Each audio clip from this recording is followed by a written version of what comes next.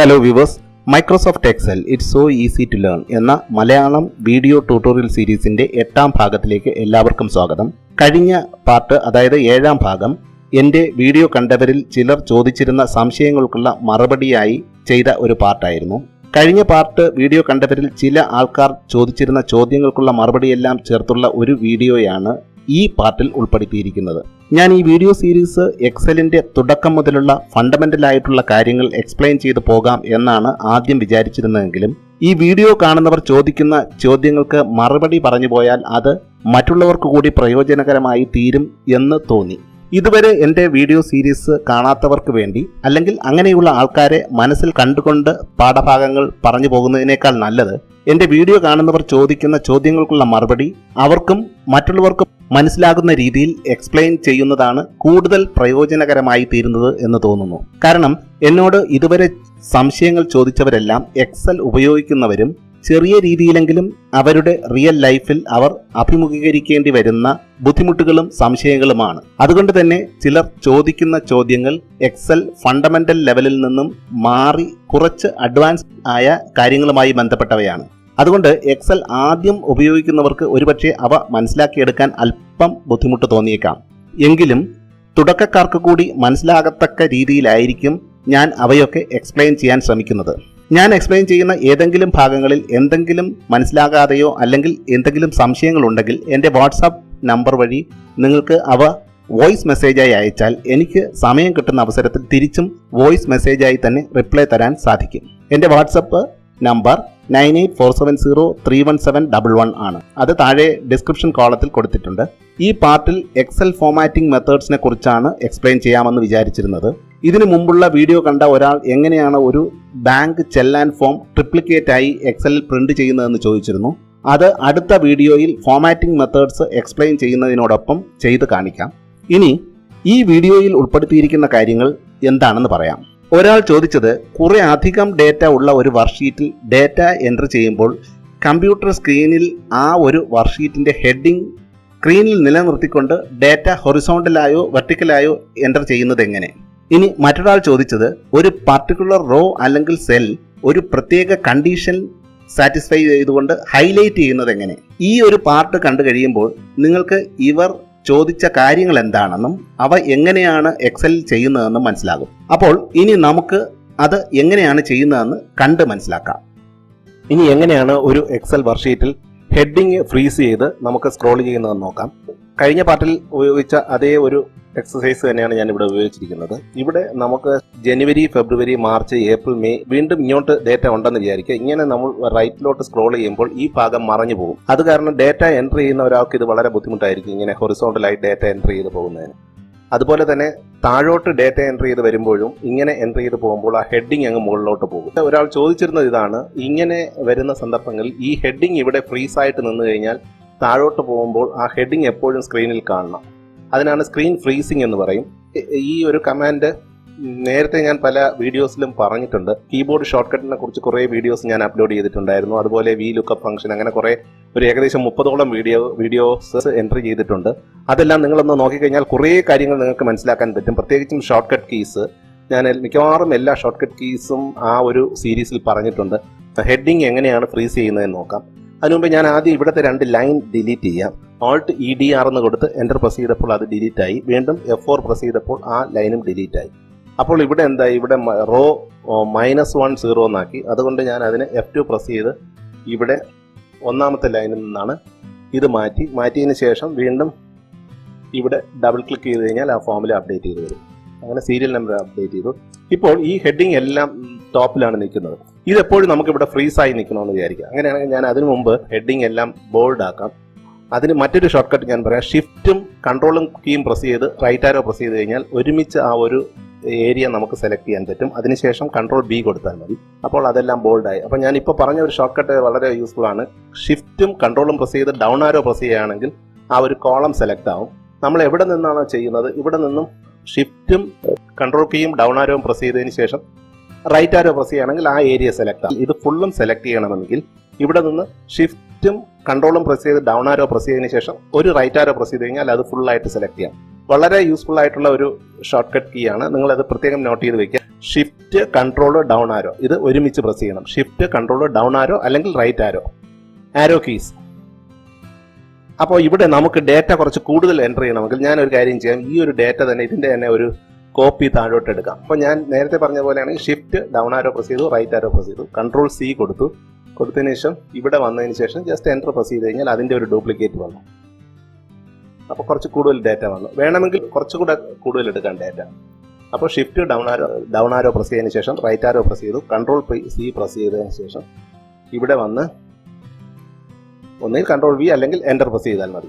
Formatting ഒന്നും ഇല്ലാത്തത് കൊണ്ട് എൻ്റർ പ്രസ് ചെയ്താൽ മതി. ഞാൻ വെറുതെ ഇത് ഡ്യൂപ്ലിക്കേറ്റ് ആയി എടുത്തതാണ് എൻ്റർ ഡേറ്റ. ഇനി ഇവിടെ നിന്ന് നമുക്ക് വേണമെങ്കിൽ ആ സീരിയൽ നമ്പർ ഫുൾ അപ്ഡേറ്റ് ചെയ്യാൻ ഇവിടെ നിന്നിട്ട് ഡബിൾ ക്ലിക്ക് ചെയ്യാം. അപ്പോൾ അത് സീരിയൽ നമ്പരും ഫുള്ളായി. ഏകദേശം 56 ഡേറ്റ ഉണ്ട്. തൽക്കാലം 56 ഡേറ്റ ഉണ്ടെന്ന് വിചാരിക്കുക. ഇനി ഇതുപോലെ റൈറ്റിലോട്ട് വേണമെങ്കിൽ നമുക്ക് എൻ്റർ ചെയ്യാം. ഇങ്ങനെ എൻ്റർ ചെയ്ത് പോകുമ്പോൾ ഡിസംബർ കഴിഞ്ഞ് അടുത്ത വർഷത്തെ ജനുവരി, ഫെബ്രുവരി ഇങ്ങനെയും ഡേറ്റ ഉണ്ടെന്ന് വിചാരിക്കും. ഇനി ഇവിടെ നമ്മൾ താഴോട്ട് സ്ക്രോൾ ചെയ്യുമ്പോൾ ഈ ഹെഡിങ് എപ്പോഴും അവിടെ കാണിക്കണം. അത് വളരെ എളുപ്പമാണ്. ഇവിടെ നിന്നിട്ട് Alt WFF എന്ന് കൊടുത്തു കഴിഞ്ഞാൽ ആ മുകളിലത്തെ ഏരിയ ഫുള്ള് ഫ്രീസ് ആവും. അതായത് ഇനി ഞാൻ ഇവിടെ നിന്ന് താഴോട്ട് ഡൗൺ ആരോ പ്രസ് ചെയ്ത് കഴിഞ്ഞാൽ എപ്പോഴും ഹെഡിങ് അവിടെ തന്നെ ഉണ്ടായിരിക്കും. Alt WFF സ്ക്രീൻ ഫ്രീസ് ചെയ്യുന്നതിനുള്ളൊരു കമാൻഡാണ്. അത് വീണ്ടും അത് മാറ്റണമെന്നുണ്ടെങ്കിൽ Alt WFF വീണ്ടും കൊടുത്താൽ മതി. ടോഗിൾ കമാൻഡ് ആയതുകൊണ്ട് ഓരോ പ്രാവശ്യം പ്രസ് ചെയ്യുമ്പോൾ അത് വീണ്ടും റിലീസ് ആവുകയും ചെയ്യും. ഇനി ഇതുപോലെ ഇങ്ങനെ റൈറ്റിലോട്ട് പ്രസ് ചെയ്യണമെന്നുണ്ടെങ്കിൽ എനിക്കിപ്പോൾ തൽക്കാലം ഇവിടെ സീരിയൽ നമ്പരും നെയിം ഓഫ് എംപ്ലോയിയും ഡിസ്ട്രിക്റ്റും എൻ്റെ സ്ക്രീനിൽ എപ്പോഴും കാണണം.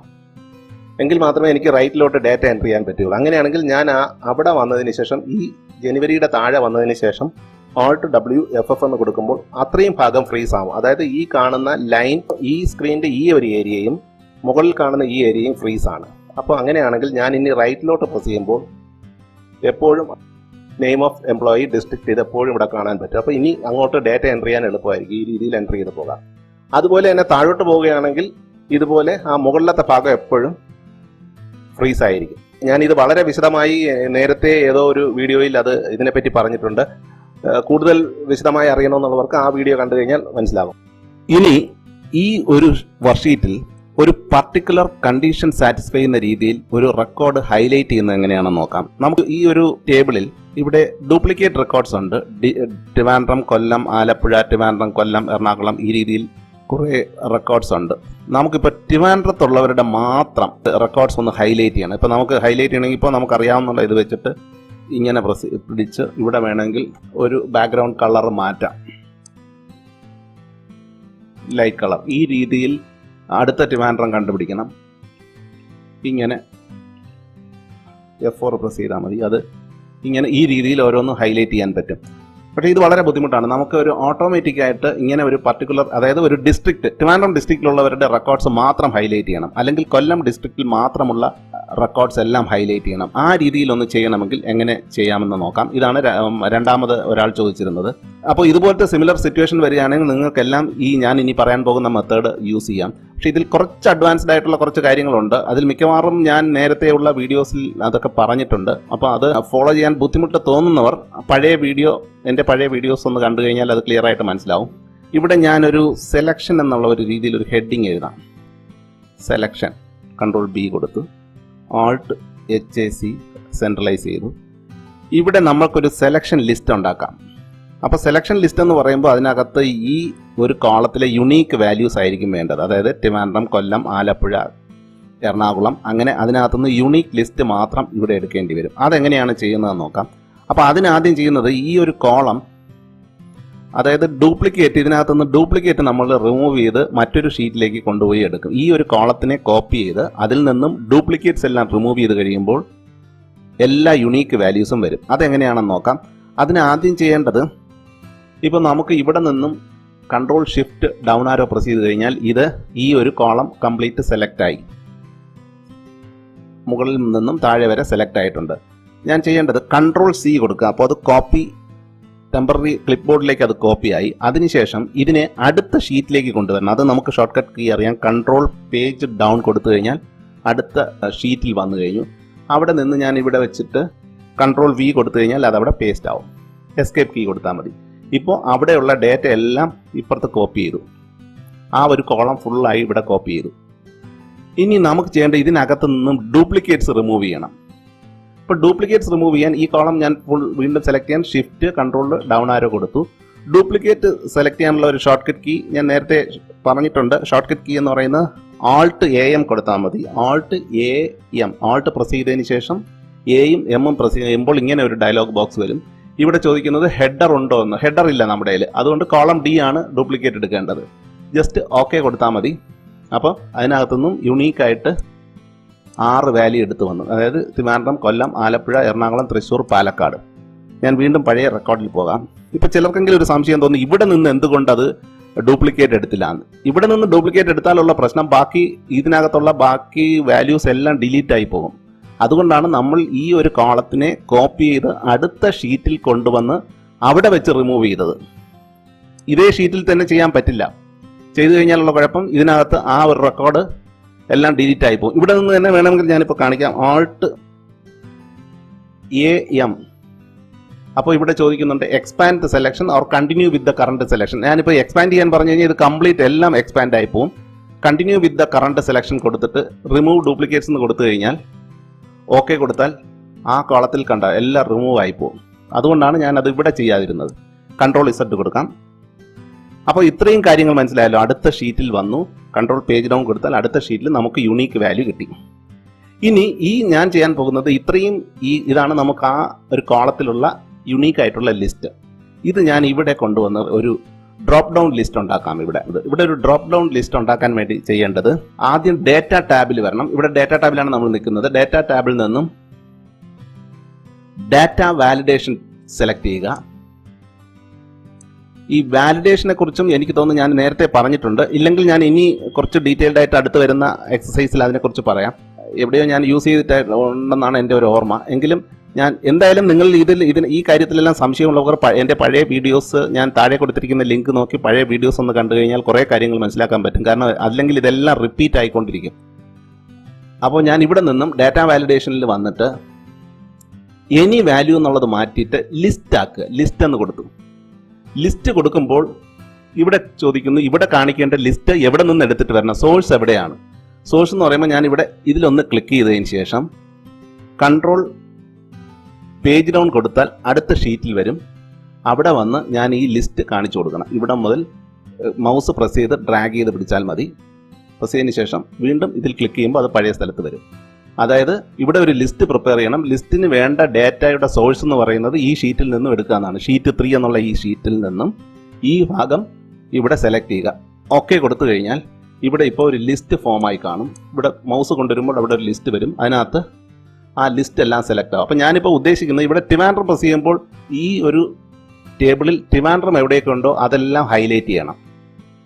അതുപോലെ ഇവിടെ നിന്ന് ഞാനിപ്പോൾ കൊല്ലമാണ് സെലക്ട് ചെയ്യുന്നതെങ്കിൽ അല്ലെങ്കിൽ മറ്റൊരു വാല്യൂ ഇവിടെ നിന്നും എറണാകുളമാണ് സെലക്ട് ചെയ്യുന്നതെങ്കിൽ എറണാകുളം എന്നുള്ള റെക്കോർഡ്സ് എല്ലാം എവിടെയൊക്കെ എറണാകുളം ഉണ്ടോ അതെല്ലാം ഹൈലൈറ്റ് ചെയ്യണം. ഇത്രയും കാര്യം നിങ്ങൾക്ക് മനസ്സിലായല്ലോ. അടുത്ത് ചെയ്യേണ്ടത് ഇവിടെയാണ് അത് ഫോമാറ്റ് ചെയ്യേണ്ടത്. അതായത് കണ്ടീഷണൽ ഫോമാറ്റിംഗ് എന്ന് പറയുന്നത്. ഫോമാറ്റിംഗ് എന്ന് പറയുമ്പോൾ ഇതിന്റെ ഞാൻ ഉദ്ദേശിക്കുന്നത് ഇതിന്റെ ബാക്ക്ഗ്രൗണ്ട് കളർ മാറ്റുക. ഇത്രയും ഒരു കണ്ടീഷൻ ഉപയോഗിച്ചിട്ട് ഈ ഒരു സെൽസിന്റെ ബാക്ക്ഗ്രൗണ്ട് കളർ മാറ്റുക. അതാണ് കണ്ടീഷണൽ ഫോമാറ്റിംഗ്. അപ്പോൾ കണ്ടീഷണൽ ഫോമാറ്റിംഗ് സെലക്ട് ചെയ്യാൻ വേണ്ടി ഹോം ടാബിൽ വരണം. ഹോം ടാബിലാണ് കണ്ടീഷണൽ ഫോമാറ്റിംഗ് എന്നുള്ള മെനു ഉള്ളത്. അപ്പോൾ അതിന് ചെയ്യേണ്ടത് ആദ്യം നമുക്ക് എവിടെയാണോ ഫോമാറ്റ് ചെയ്യേണ്ട ആ ഏരിയ ആദ്യം സെലക്ട് ചെയ്യണം. കൺട്രോൾ ഷിഫ്റ്റ് ഡൗൺ ആരോ പ്രസ് ചെയ്ത് റൈറ്റ് ആരോ പ്രസ് ചെയ്യുമ്പോൾ അതിൽ ഇതുവരെ മതി. ഇത്രയും ഭാഗം വേണ്ട. അപ്പോൾ ഇവിടെ നിന്ന് നമുക്ക് സെലക്ട് ചെയ്യാം. ഈ ഭാഗത്ത് വേണ്ട. ഈ ഭാഗത്തൂടെ കളർ മാറേണ്ട കാര്യമില്ല. ഇവിടം വരെ മതി. അപ്പോൾ ഞാൻ ഇവിടെ സെലക്ട് ചെയ്തു. കൺട്രോൾ ഷിഫ്റ്റ് ഡൗൺ ആരോ പ്രസ് ചെയ്തു, ലെഫ്റ്റ് ആരോ പ്രസ് ചെയ്തു. അതിനുശേഷം മൗസ് സ്ക്രോൾ മുകളിലോട്ട് കൊണ്ടുവന്നാൽ അറിയാം ഇവിടെ നിൽക്കും. ഇനി ഇവിടെ നിന്നും കണ്ടീഷണൽ ഫോമാറ്റിംഗ് സെലക്ട് ചെയ്യുക. അതിൽ നിന്നും ന്യൂ ഈ കണ്ടീഷണൽ ഫോമാറ്റിങ്ങും എൻ്റെ മറ്റ് വീഡിയോസിൽ ഏതോ ഡീറ്റെയിൽഡ് ആയിട്ട് പറഞ്ഞിട്ടുണ്ട്. VLOOKUPലാണെന്ന് തോന്നുന്നു, ഏതോ ഒന്നിൽ പറഞ്ഞിട്ടുണ്ട്. അപ്പോൾ അത് സംശയമുള്ളവർ അവിടെ നോക്കിയാൽ മതി. കൂടുതൽ ഡീറ്റെയിൽഡ് ആയിട്ട് മനസ്സിലാക്കാൻ സാധിക്കും. ന്യൂ റോൾ സെലക്ട് ചെയ്യുക. ന്യൂ റൂൾ സെലക്ട് ചെയ്യുമ്പോൾ ഇവിടെ കുറേ ഓപ്ഷൻസ് ഉണ്ട്. തൽക്കാലം ഇതെല്ലാം മറന്നേക്കുക. ഞാൻ ഇനി അത് വരുന്ന സമയത്ത് വീണ്ടും എക്സ്പ്ലെയിൻ ചെയ്യാം. ഇതിൽ ഇങ്ങനെയുള്ള കാര്യങ്ങളെല്ലാം എക്സ്പ്ലെയിൻ ചെയ്താൽ ഈ വീഡിയോ വളരെ അധികം നീണ്ടുപോകും. അതുകൊണ്ടാണ് ഞാൻ കുറച്ച് സ്പീഡിൽ പോകുന്നത്. എങ്ങനെയാണ് ചെയ്യുന്നതെന്ന് മാത്രം മനസ്സിലാക്കുക. അതിനുശേഷം ബാക്കി സംശയമുള്ളതെല്ലാം ഞാൻ പിന്നീട് പറഞ്ഞുതരാം. Use a formula to determine the cells to format എന്നുള്ള ഈ സെലക്ഷൻ ഇതെടുക്കണം. അതായത് ഇവിടെ ഫോമാറ്റ് ചെയ്യുന്നതിന് വേണ്ടി ഒരു ഫോമുല യൂസ് ചെയ്യാന്നാണ്. ഏതൊക്കെ സെൽ ഫോമാറ്റ് ചെയ്യണം, അതിന് എന്ത് ചെയ്യണം, യൂസ് എ ഫോമുല. ഒരു ഫോമുല കണ്ടീഷൻ സാറ്റിസ്ഫൈ ചെയ്യുന്ന സെൽസ് എല്ലാം ഫോമാറ്റ് ചെയ്യുക എന്നുള്ളതാണ്. അപ്പോൾ format values where this formula is true. ഏതൊക്കെ ലൊക്കേഷനിലാണ് അത് ചെയ്യേണ്ടത്, അതാണ് നമ്മൾ പറഞ്ഞു കൊടുക്കുന്നത്. എന്താണ് ചെയ്യേണ്ടത് എന്നുള്ളത്. അതിന് ആദ്യം ഇവിടെ ക്ലിക്ക് ചെയ്തതിന് ശേഷം നമ്മൾ സെലക്ട് ചെയ്യുന്ന സെൽ ഇതാണ്, ഈ സി. ആദ്യത്തെ സെല്ല് സെലക്ട് ചെയ്യുക, C2 സെലക്ട് ചെയ്തു. അപ്പോൾ ഇവിടെ ഒരു കാര്യമുണ്ട്, അവിടെയും കുറച്ച് കാര്യങ്ങൾ ഞാൻ നേരത്തെ പഴയ വീഡിയോയിൽ പറഞ്ഞിട്ടുണ്ട്. ഇത് അബ്സല്യൂട്ട് സെൽ റെഫറൻസ് എന്ന് പറയും. അതായത് $C $2 എന്ന് പറയുന്നത് ഈ C2 എന്ന് പറയുന്ന ഈ ഒരു കോളം രണ്ടും ലോക്ക്ഡ് ആണ്. അതായത് കോളമും ലോക്ക്ഡ് ആണ്, റോ നമ്പേഴ്സും ലോക്ക്ഡ് ആണ്. അതായത് ഈ ഒരു സെല്ലിനെയാണ് റെപ്രസെന്റ് ചെയ്യുന്നത്. അത് മാറ്റണമെന്നുണ്ടെങ്കിൽ F4 ഒരു പ്രാവശ്യം പ്രസ് ചെയ്ത് കഴിഞ്ഞാൽ ഇപ്പോൾ സെല്ല് മാറിക്കൊന്നിരിക്കും. C എന്നും D എന്നും അത് വേണോ മാറാം. പക്ഷേ $2 എന്ന് പറയുന്ന രണ്ടാമത്തെ റോ ഒരിക്കലും മാറില്ല. അപ്പൊ വീണ്ടും ഒന്നുകൂടെ F4 പ്രസ് ചെയ്യുമ്പോൾ അത് $C2 എന്ന് പറയും. അതായത് കോളം കോൺസ്റ്റന്റ് ആക്കി വെക്കുക. ഈ C എന്ന് പറയുന്ന കോളം കോൺസ്റ്റന്റ് ആയിരിക്കണം, പക്ഷേ റോസ് മാറിക്കൊണ്ടിരിക്കും. C2 തുടങ്ങുന്നു, C2 C3 C4 C5 ഇങ്ങനെ താഴോട്ട് പോകും. ഇത് കോളം കോൺസ്റ്റന്റും റോ വേരിയബിളും ആണ്. അതാണ് ഇതിന്റെ മീനിങ്. ഇപ്പൊ 2 പ്രാവശ്യം F4 പ്രസ് ചെയ്യുമ്പോൾ ഇത് മാറും. ഇതിനെ പറ്റിയുള്ള കൺസെപ്റ്റ് ഞാൻ നേരത്തെ വീഡിയോയിൽ വളരെ വിശദമായി പറഞ്ഞിട്ടുണ്ട്. അപ്പോൾ ആ വീഡിയോ നോക്കിക്കഴിഞ്ഞാൽ അത് മനസ്സിലാകാത്തവർക്ക് അത് നോക്കാം. ഇനി ഇത് കഴിഞ്ഞതിന് ശേഷം ഞാൻ ഇവിടെ പറയാൻ പോകുന്നത് ഈ ട്രിവാൻഡ്രം പോയി എവിടെ ചെക്ക് ചെയ്യണം. ഈക്വൽ ടു കൊടുത്തിട്ട് ഈ സെല്ലിലുള്ള കണ്ടന്റ് പോയി നമ്മുടെ ഇവിടെ വരുന്ന ഈ ലിസ്റ്റ് എൻ്റർ ചെയ്തിരിക്കുന്ന ഒരു സെല്ലാണ് ഈ ഒരു സെൽ $P $2. അതായത് ഇതൊരു അബ്സല്യൂട്ട് അഡ്രസ് ആണ്. P എന്ന് പറയുന്ന ലൊക്കേഷൻ ഒരിക്കലും മാറാൻ പാടില്ല. ഈ ലിസ്റ്റ് എപ്പോഴും ഇവിടെയാണ് കാണിക്കുന്നത്. അതുകൊണ്ടാണ് $P $2 എന്ന് പറഞ്ഞിരിക്കുന്നത്.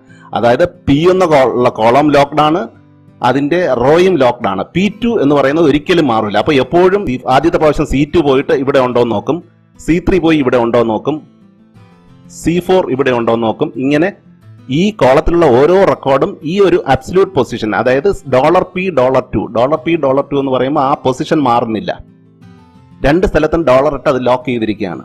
അങ്ങനെ അവിടെ ഉണ്ടോ എന്ന് നോക്കുന്നു. ഓക്കെ കൊടുക്കുന്നതിന് മുമ്പ് അവിടെ എന്താണ് ചെയ്യേണ്ടതെന്ന് നമുക്ക് പറയാം. ഫോമാറ്റ് കൊടുത്തതിന് ശേഷം നമുക്കൊരു കളർ, എന്തെങ്കിലും ഒരു കളർ, ഒരു ലൈറ്റ് കളർ കൊടുക്കാം. ഒരു സ്ക്രീൻ വിസിബിൾ ആകാൻ വേണ്ടി ഞാനൊരു കുറച്ച് ഇത്രയും ഒരു ഗ്രീൻ കളർ കൊടുക്കാം. ഓക്കെ കൊടുത്തു കഴിഞ്ഞാൽ വീണ്ടും ഓക്കെ കൊടുത്തു കഴിഞ്ഞു. ഇപ്പോൾ ശ്രദ്ധിച്ചാൽ മനസ്സിലാവും, എറണാകുളം അവിടെ എവിടെയൊക്കെ എറണാകുളം ഉണ്ടോ അതിലെല്ലാം ആ കളർ മാറി. ഇവിടെ നിന്ന് ഞാൻ ഇതിനെ ട്രിവാൻഡ്രം ആക്കുകയാണെങ്കിൽ എവിടെയൊക്കെ ട്രിവാൻഡ്രം ഉണ്ടോ അവിടെയെല്ലാം ഹൈലൈറ്റ് ചെയ്ത് വരും. ഇവിടെ നിന്ന് പാലക്കാട് കൊടുക്കുകയാണെങ്കിൽ പാലക്കാട്, ഇങ്ങനെ മാറ്റാം. ആ ഡിലീറ്റ് പ്രസ് ചെയ്യുകയാണെങ്കിൽ എല്ലാം പഴയതുപോലെ വരും. ഇങ്ങനെ നമുക്ക് സെലക്ട് ചെയ്യാം. അപ്പോൾ ഈ വളരെയധികം റെക്കോർഡ് ഉണ്ടെങ്കിൽ പെട്ടെന്ന് ഈ കൊല്ലത്തുള്ളവരുടെ ഒരു ലിസ്റ്റ് ഹൈലൈറ്റ് ചെയ്യണമെങ്കിൽ ഈ രീതി ചെയ്യാം. സിമിലറായിട്ട് വരുന്ന ഒരു സിറ്റുവേഷൻ വരുമ്പോൾ നിങ്ങൾക്ക് ഈ ഒരു മെത്തേഡ് ഉപയോഗിക്കാം. ഇതിൽ ഞാൻ പറഞ്ഞെങ്കിലും ഞാൻ തുടക്കക്കാർക്ക് ഒരുപക്ഷെ അല്പ ബുദ്ധിമുട്ടുണ്ടാകാൻ സാധ്യതയുണ്ട്. ഞാൻ കുറച്ച് സ്പീഡിലാണ് ഈ കണ്ടീഷണൽ ഫോമാറ്റിങ്ങും അവിടെയെല്ലാം പറഞ്ഞത്. ഞാൻ നേരത്തെ പറഞ്ഞിരുന്നു ഇങ്ങനെയുള്ള സംശയങ്ങൾ കുറച്ച് അഡ്വാൻസ്ഡ് ആയിട്ടുള്ള കാര്യങ്ങൾ പറയും. അപ്പോൾ തുടക്കക്കാർക്ക് അങ്ങനെയുള്ള സംശയം ഉണ്ടെങ്കിൽ എൻ്റെ പഴയ വീഡിയോ എടുത്ത് നോക്കിക്കഴിഞ്ഞാൽ അതിനകത്ത് ഈ ഒരു വരുന്ന ഭാഗം വളരെ ക്ലിയർ ആയിട്ട് എക്സ്പ്ലെയിൻ ചെയ്തിട്ടുണ്ട്. അത് നോക്കിയാൽ മനസ്സിലാകും. ഈ വീഡിയോ ഇവിടെ വൈൻഡപ്പ് ചെയ്യുകയാണ്. ഇനി അടുത്ത വീഡിയോ അപ്ലോഡ് ആകുന്നത് വരെ കാത്തിരിക്കുക. ഈ വീഡിയോ കണ്ട എല്ലാവർക്കും നന്ദി.